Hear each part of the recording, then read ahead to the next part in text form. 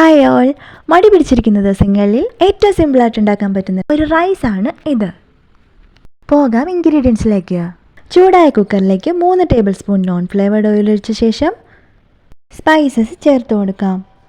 1 inch നീളത്തിലുള്ള ഇഞ്ചിയും 1 pound വെളുത്തുള്ളി ചതച്ചതും 6 പച്ചമുളകും കൂടെ ചേർത്ത് നന്നായി സോട്ട് ചെയ്യാം.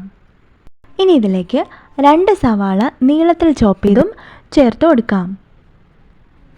1.5 തക്കാളി ചോപ്പ് ചെയ്ത് വെച്ചിട്ടുള്ളതും കൂടെ ചേർത്ത് കൊടുക്കാം.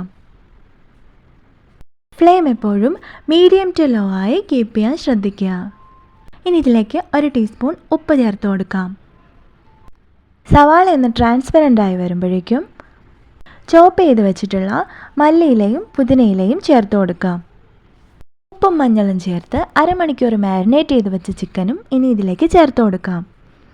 1 ടേബിൾ സ്പൂൺ മുളക് പൊടി, 1 ടേബിൾ സ്പൂൺ മല്ലിപ്പൊടി, 1 ടീസ്പൂൺ ഗരം മസാല ഇവയെല്ലാം ചേർത്ത് നന്നായി ഒന്ന് മിക്സ് ചെയ്തെടുക്കാം.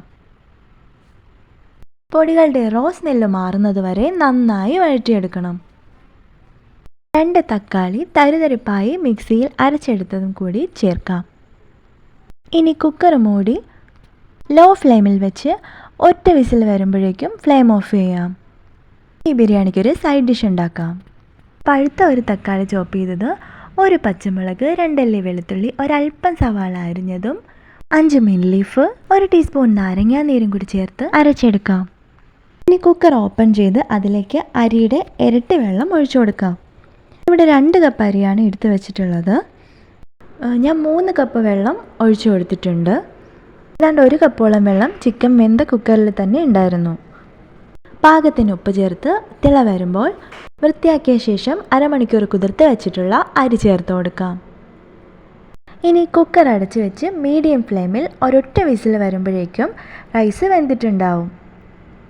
റൈസ് ഇവിടെ റെഡി ആയിട്ടുണ്ട്. റെസിപ്പി ഇഷ്ടമായെങ്കിൽ സബ്സ്ക്രൈബ് ചെയ്യാൻ മറക്കണ്ട കേട്ടോ. Thank you for watching.